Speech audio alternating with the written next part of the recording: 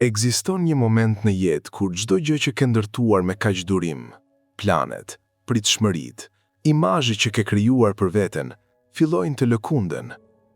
Dhe instinkti i parë i shumicës prej nesh është të kapemi fort, të punojmë më shumë, të shtymë edhe më fort, sepse njerëzit shpeshherë besojnë se që jeta të ecë në rrugën e duhur, ata duhet vazhdimisht të mundohen dhe të kontrollojnë gjithçka. Mundohen të sforcojnë gjithçka, lidhjen që nuk ecë prej kohësh, karrierën që duhet ta ndjekin, dhe pa pritmas, gjithçka ndihet e rëndë. Sikurse vetë jeta të reziston. Por çfarë nëse pikërisht kjo nevoja për të kontrolluar gjithçka, është ajo që na pengon të gjejmë rrugën tonë të vërtet. Carl Jung besonte se prapa këtij impulsi fshihet egoja, ajo pjesë e trurit që gjithmonë kërkon siguri. Ai besonte se prapa kësaj, njeriu nuk është vetëm një qenie racionale që planifikon dhe zbaton. Nën sipërfaqen e vetdijes son, shtrihet diçka shumë më e thellë, një shtresë e shpirtit ku flen intuita, urtësia e fshehur, guida e brendshme. Dhe ajo që shumë traditat shpirtërore e quajnë udhëheqja nga Zoti. Kur egoja jon tenton të mos përshtatet, të mos e dëgjojë këtë forcë të brendshme, atëherë jeta fillon të na dërgojë sinjale. Gjërat ngadalsohen, energjia paksohet. Rrugët që dukeshin të hapura pa pritmas mbillen. Entuziazmi bie. Sipas Jung, këto momente jo gjithmonë janë dështime, por metoda se si jeta na detyron të ndalojmë dhe të dëgjojmë zërin e brendshëm, udhëheqjen hyjnore. Në këtë video, do të eksplorojmë se ndonjëherë, akti më i guximshëm nuk është të luftosh, por të ndalesh dhe të dëgjosh. Dhe kur të kuptosh këtë, mënyra si sheh jetën tënde mund të ndryshojë plotësisht. Kapitulli 1. Iluzioni i kontrollit, kur egoja ngatron lëvizjen me kuptimin. Ka një besim të thellë që shumica prej nesh e bartim pa e vënë re. Besimi se nëse planifikojmë sa më mirë, nëse kontrollojmë sa më fort, jeta do të sillet ashtu siç duam ne. Besimin se kur shfaqet një problem, ne duhet ta rregullojmë menjëherë. Kur karriera bëhet e pasigurt, ndërtojmë plan të ri. Kur marrëdhënia fillon të lëkundet, shtojmë përpjekje dhe fjalë. Kur brenda nesh lind një boshllëk i çuditshëm, e mbushim menjëherë me detyra, plane, aktivitete. Në gjuhën e egos, veprimi është i barabartë me sigurinë. Duam që të veprojmë, të bëjmë diçka, sepse kjo na bën të ndihemi sikurse e kemi në kontroll jetën tonë. Nga pikpamja e psikologjisë analitike, ky është njëri nga iluzionet më të forta të mendjes njerëzore. Jung e vërejti me qartësi se egoja, ajo pjesë e mendjes që dëshiron siguri dhe rend, shpesh zgjedh lëvizjen si mbrojtje nga e panjohura. Jo sepse lëvizja çon diku, por sepse ndalesa nxjerr në sipërfaqe gjëra që egoja nuk dëshiron t'i shikojë. Ai tha se njerëzit do bëjnë gjithçka, pavarësisht sa absurde, vetëm që të mos përballen me vetveten. Mendoni për një person, le ta quajmë Artani. Ai ishte gjithmonë i zënë, gjithmonë me një projekt të ri, një qëllim të ri, një plan të ri. Të gjithë e admironin energjinë e tij. Ai gjithmonë kishte një plan për gjithçka. Por një mbrëmje, pas shumë bisede, tha diçka që se kishte thënë kurrë. Unë kam frit nga qetësia. Kur nuk bëj asgjë, fillon të më shfaqet një ndjenjë rënd. Dhe për t'i ikur asaj ndjenje, ai gjithmonë kërkonte diçka të re për të bërë. Artani nuk ishte ngarkuar nga puna. Ai ishte i zënë si mbrojtje. Dhe kjo është diçka që ndodh shumë shpesh. Disa herë nuk qëndrojmë aktiv sepse jeta e kërkon. Qëndrojmë aktiv sepse heshtja bëhet e frikshme. Jung e shpjegonte kështu. Shpirti i njeriut është si një liqen i thellë. Kur sipërfaqja vihet në lëvizje vazhdimisht, uji turbullohet dhe s'mund të shohësh fundin. Por kur ndalon së hedhur i gurës, kur erërat qetësohen, atëherë uji bëhet gjam dhe sheh gjithçka. Mendja jon funksionon një lloj. Kur veprimi vjen nga ankthi dhe frika, e turbulojmë sipërfaqen e shpirtit. Dhe në atë gjendje, bëhet pothuajse e pamundur të dëgjosh ato zëra të heshtur që vijnë nga brendia. Paradoksi i thellë është ky. Shumë njerëz bëjnë gjëra të shumta gjatë gjithë jetës, por nuk ndjejnë kurrë se po shkojnë diku. Janë të zënë, por bosh. Janë në lëvizje, por të humbur. E vërteta e qetë fshihet këtu. Siguria e vërtet nuk vjen nga kontrolli i jashtëm, vjen nga aftësia për të dëgjuar veten. Kur njeriu ndalon së ngatëruari veprimin me kuptimin, kur ndalon të veprojë menjëherë, por ndalet pak dhe dëgjon, fillon të ketë hapësirë për të kuptuar jo vetëm çfarë po bën, por dhe pse po e bën. Dhe nga ajo qetësi shfaqet diçka e re, një drejtim jo i imponuar nga egoja, por i zbuluar ngadalë nga shpirti. Njeriu që e kupton se kur qetësohet, fillon të dëgjojë vetveten dhe të jetë i sinqert me vetveten, ai po hedh bazën e vendimeve të shëndosha. Kapitulli 2. Kur energjia tërhiqet, gjithçka ngadalësohet papritmas. Kur njeriu fillon të kuptojë se veprimi vazhdueshëm nuk sjell gjithmonë qartësi, shpesh hyn në një fazë tjetër, më të qetë, por edhe më të vështirë për ta kuptuar. Kjo është faza kur gjithçka papritmas ngadalësohet. Punët bëhen të rënda, marrëdhëniet humbasin shkëlqimin. Gjërat që dikur të jepnin energji, tani ndihen si detyra. Ka një figurë që e mishëron këtë me thellësi. Bariu i vjetër që njeh tokat e veta aq shumë sa që sheh kur sezoni ka ndryshuar, edhe kur të tjerët insistojnë se duhet të mbjellin gjithsesi. Bariu i vjetër di se ka kohë që toka ka nevojë të pushojë. Jo sepse toka është e dobët, por sepse pushimi është pjesë e ritmit. Psikologjia jungiane e sheh njeriu në të njëjtën mënyrë. Në nënvetdijen tonë qëndron një qendër e thellë e psikikës, vendi ku ruhet intuita, kuptimi dhe drejtimi i vërtetë i zhvillimit tonë. Kur lëvizim drejt atij drejtimi, energjia vjen natyrshëm, ndihemi të gjallë, të motivuar, me sens se jemi ku duhet të jemi. Por kur egoja tendon të shtyjë jetën drejt një drejtimi që nuk i takon më, gjëja e parë që zhduket nuk është mundësia, është energjia. Energjia psikologjike e njeriut funksionon kështu. Kur po shkon drejt rrugës tënde të vërtet, energjia shfaqet. Kur po shtyn veten drejt diçkaje që nuk të takon, ajo energji tërhiqet gradualisht. Dhe ajo që ngatëron shumë njerëz është se mendojnë se duhet të përpiqen edhe më shumë, kur në të vërtetë, ajo që nevojitet ndonjëherë është thjesht të ndalesh. Nga perspektiva e Jungut, kur shpirti tërheq energjinë, nuk e bën këtë për të na dëshkuar, e bën për të na penguar të shkojmë shumë larg në drejtimin e gabuar. Nëse energjia do të vazhdonte të rrjedhte aty, mund të udhtonim shumë larg para se të kuptonim se ishim humbur. Prandaj, kur hyn në një fazë ku gjithçka duket se ka ngecur, nuk ke nevojë të bësh panik ose të shtysh me forcë. Ajo që ke nevojë të bësh është të ndalesh dhe të vësh re. Ku gjallërohet vërtet energjia jote dhe ku po shterohet ngadalë. Momenti ku rrjedha e jetës fillon të ngadalësohet, rrallë ndodh papritmas. Para se gjithçka të ndalojë, jeta zakonisht na dërgon sinjale më të vogla.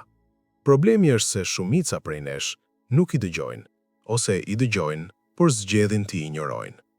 Nga perspektiva e psikologjisë analitike, psiqika njerëzore kërkon gjithmonë ekuilibër.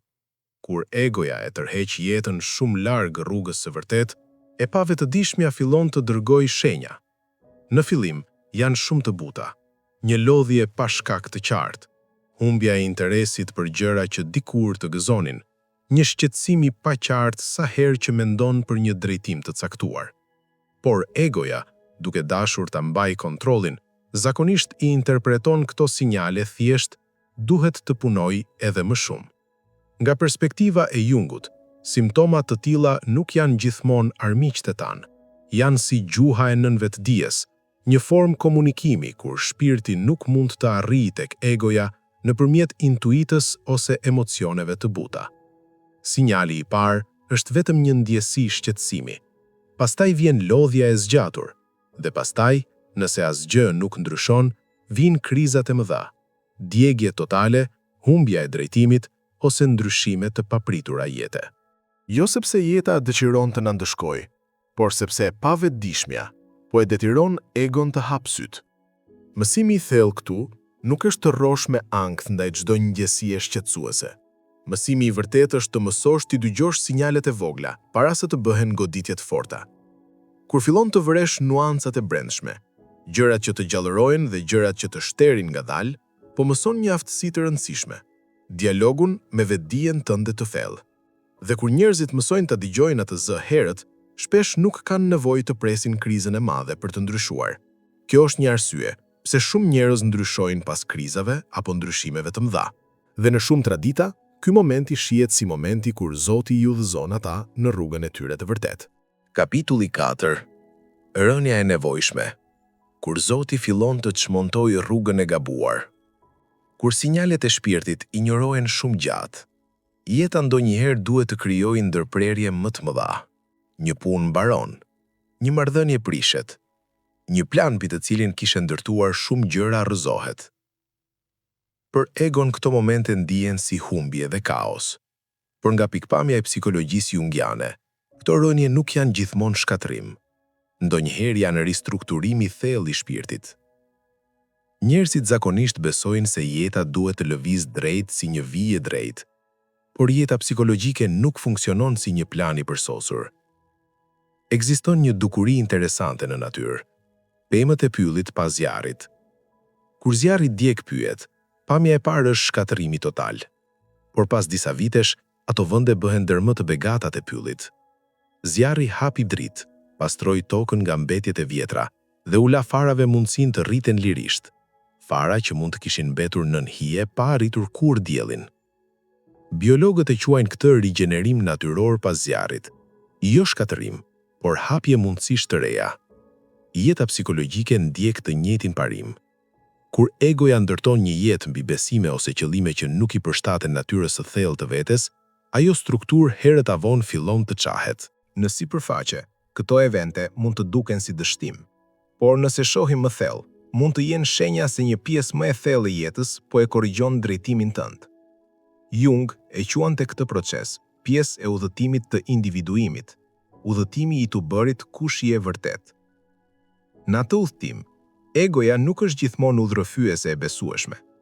Ndonjëherë duhet të lëshoj imazhin e vjetër të vetes para se të shoh çfarë ka vërtet nevojë të bëhet. Dhe ndonjëherë, kur njerëzit kthejnë kokën mbrapa mbi të gjithë procesin, fillojnë të ndjejnë se ky çmontim nuk ishte krejtësisht rastësor. Ndihet sikur Zoti udhëhoqi qetësisht jetën e tyre, duke hequr rrugët që nuk u takonin më, për të hapur një drejtim më të thellë që nuk mund ta shihnin përpara. Pikërisht në ato periudha të dukshme kaotike, shumë njerëz fillojnë të njohin gjëra që nuk i kishin parë kurrë, vlerat e tyre të vërteta, dëshirat e thella dhe ndonjëherë një rrugë krejtësisht tjetër. Humbja e punës i çon të zbulojnë veprimtari më kuptimplote. Fundi një marrëdhënieje i detyron të kuptojnë veten më thellë. Prandaj, rënja nuk është gjithmonë fundi. Shpesh, ajo është thjesht tranzicioni midis dy fazave të jetës. Ashtu si fara duhet të qahet para se të dalë filizi, disa struktura jete ndonjëherë duhet të shpërbëhen që të rritet diçka e re. Kapitulli 5. Sinkroniciteti dhe koha e duhur. Si Zoti flet nëpërmjet rrethanave. Pasi një rrugë e vjetër rrëzohet dhe njerëzit detyrohen të lëshojnë planet mbi të cilat kishin besuar, jeta ndonjëherë fillon të zbulojë shenja shumë të buta. Jo mrekullira të mëdha ose përgjigje të qarta, por rastësi të vogla domethënëse, rrethana që shfaqen pikërisht kur ke nevojë më shumë. Një takim i papritur, një informacion i dëgjuar rastësisht, një mundësi shfaqet pikërisht kur mendoje se çdo derë ishte mbyllur. Carl Jung e quajti këtë fenomen sinkroniciteti, rastësia kuptimplote. Është kur dy ngjarje ndodhin njëkohësisht, pa lidhje shkaksore të dukshme, por mbartin një kuptim të thellë për personin që i përjeton. Jungu shkruante se rastësia kuptimplote ekziston gjithmonë në jetë, por vetëm ata që i kushtojnë vëmendje mund ta njohin. A ke menduar ndonjëherë për dikë që nuk e kishe kontaktuar prej kohësh dhe pikërisht atë çast telefoni u drodh me mesazhin e tij? Ose ndoshta ishe duke reflektuar mbi një vendim të rëndësishëm të jetës dhe papritmas dëgjove një fjali, një bisedë, ose lexove një pasazh që dukej sikur fliste drejt për së drejti me atë çfarë po mendoje. Sipas Jungut, rastësitë të tilla reflektojnë një lidhje të thellë midis botës së brendshme të njeriut dhe ngjarjeve që ndodhin jashtë. Kur dikush fillon të ndryshojë nga brenda, kur lëshon një rrugë të vjetër, një besim të vjetër ose një imazh të vjetër të vetes, bota rrethore ndonjëherë fillon të riorganizohet në mënyra të buta. Mendoj jetën si një dhomë të errët, ku ke vetëm një qiri në dorë. Nuk e shef të gjithë dhomën, shef vetëm aq sa ndriçon flaka. Por sa herë hedh një hap, drita shkon me ty. Dhe kur kthehesh mbrapa pas vitesh, kupton diçka që të merr frymën. Kthimet e mëdha nuk ndodhen kur kishe gjithçka të qartë. Ndodhen pikërisht kur kishe vetëm atë qiri të vogël dhe vendose të ecësh gjithsesi. Ndonjëherë pas shumë kohe, kur e kthejmë kokën pas, kuptojmë se jeta ka ndërhyrë në jetët tona në mënyrë të çuditshme. Sipas Jung, kur mësojmë të mos i shikojmë ndodhit vetëm nëpërmes lenteve të egos, ku gjithçka duket e rëndë, por edhe me intuit, fillojmë të dëgjojmë atë që nuk dukej më parë. Për disa, kjo është rastësi e thjeshtë, por për shumë njerëz, ajo dritë që shkon me ty nuk është e jotja. Është diçka që të ndriçon nga jashtë. Zoti nuk të jep hartën e plot, të jep vetëm dritën e hapit tjetër. Kur njeriu fillon të kuptojë gjithë këtë, edhe mënyra se si ata e shohin jetën ndryshon. Ata nuk mendojnë se duhet të sforcojnë që gjithçka të ndodhë, por ata mësojnë të ecin me më shumë besim dhe qetësi. Pas gjithë kësaj, pas rënieve, pas shenjave, pas dyerve që hapen kur nuk i pret, njerëzit fillojnë të kuptojnë diçka që nuk gjendet në asnjë libër. Shenja më e qartë se po shkon në drejtimin e duhur nuk qëndron gjithmonë në rrethanat e jashtme. Nuk është suksesi, njohja ose rezultatet që mund të shihen menjëherë. Shenja më e thellë shfaqet shpesh në një vend shumë më të qetë, gjendja e brendshme e shpirtit. Pas gjithë kësaj, pas rënieve, pas shenjave, pas dyerve që hapen kur nuk i pret, njerëzit fillojnë të kuptojnë diçka që nuk gjendet në asnjë libër. Se drejtimi i duhur nuk bën zhurmë, nuk vjen me sukses të menjëhershëm, nuk vjen me duartrokitje të tjerëve, vjen i heshtur. Nga perspektiva e Jungut, momentet të tilla janë shumë të rëndësishme. Shpirti njerëzor rrallë flet me ne nëpërmjet komandave të qarta, flet nëpërmjet gjendjeve të brendshme. Jung tha se privilegji i një jete është të bëhesh ai që je me të vërtetë. Kur njeriu largohet shumë nga rruga e vërtetë, psiqikja shpesh bëhet e tensionuar, e çrregulluar dhe e varfër nga energjia. Por kur fillon të lëviz drejt asaj që i përshtatet vërtet, shfaqet një ndjesi tjetër, jo entuziazëm i fortë edhe i zhurmshëm, por një formë e thellë qetësie. Sepse shpirti njerëzor e di gjithmonë, e di kur je ti dhe e di kur po luan rol. Nuk të thot me fjalë, nuk të qorton, nuk të urdhëron, por ta tregon nëpërmjet diçkaje shumë më subtile. Kur je larg vetes, ka gjithmonë brenda një tingull të lehtë disonances, si nota e gabuar në një melodi. Nuk e vëren mënjëherë, por është aty, gjithmonë aty. Kur je pranë vetes, ajo notë si shtuket dhe mbetet vetëm muzika. Kjo është paqja e brendshme. Jo heshtja e dikujt që ka hequr dorë, jo qetësia e dikujt që nuk ndjen më asgjë, por qetësia e thellë e dikujt që ka ndaluar se luftuar i kundër vetes. Sfida vazhdon të jetë aty. Pasigurit janë ende aty. Rruga nuk është bërë më e lehtë, por brenda ka diçka që thot qetësisht, po shkoj drejt. Dhe kjo, në fund të fundit, është e vetmja gjë që shpirti ka kërkuar gjithë kohës. Jo sukses, jo siguri, jo aprovim, thjesht të ndihesh i plot brenda jetës që je duke jetuar. Në fund, ka një gjë që shumë njerëz e kuptojnë vetëm pas shumë përvojash. Jeta nuk ka gjithmonë nevojë të kontrollohet nga vullneti e egos. Sa më shumë të përpiqemi ta rregullojmë gjithçka sipas planeve tona, aq më e tensionuar bëhet mendja. Por kur njerëzit ngadalsohen dhe ndalen të rezistojnë ritmit natyror të jetës, fillon të shfaqet një qartësi e butë, dhe brenda asaj heshtjeje rruga e vërtetë e çdo njerit zbulohet ngadalë. Ekzistojnë momente, njerëz dhe rrethana që hynë në jetën tonë pikërisht kur i kemi më shumë nevojë, jo nëpërmjet një organizimi të dukshëm, por si një udhëheqje e qetë, dhe në ato momente të rralla paqeje, shumë njerëz fillojnë të kuptojnë një të vërtetë të thjeshtë por të thellë. Mos e deturo gjithçka, lejo Zotin të udhëheqi. Nëse idetë në këtë video prekën një pjesë tënden, ndoshta vlen të ndrosh pak mënyrën se si ec përmes ditës së sotme, jo me forcë, por me vëmendje pak më të madhe ndaj asaj që shpirti yt po përpiqet të tregojë. Dhe kujto, ndonjëherë kthesa e madhe e jetës nuk vjen nga shtyrja fortë e gjërave, por nga momenti kur ngadalsohesh, dëgjon më thellë dhe kupton se rruga jote e vërtet ka qenë gjithmonë aty. Duke pritur që të kesh besim të mjaftueshëm, ta ndiqje. Nëse të pëlqeu kjo video, mos harro të bësh subscribe. Kliko butonin dhe aktivizo njoftimet që të mos humbasesh videot e ardhshme.